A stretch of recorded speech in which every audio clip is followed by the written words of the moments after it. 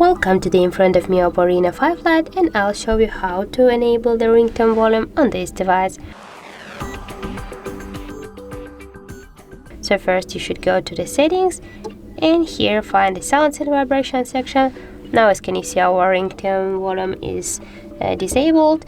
Just to turn it on, swipe with your finger to the right side, and that's it. Also we got the second way. Just here on the left side of your phone you got the volume buttons, and just press on the down or to the up or to the down volume button with your finger, and here just tap here on this icon, and as can you see right now your ring volume is activated. Also you can just tap here on the two dots and you can just enable your ringtone volume by this way. Just swap it to the up.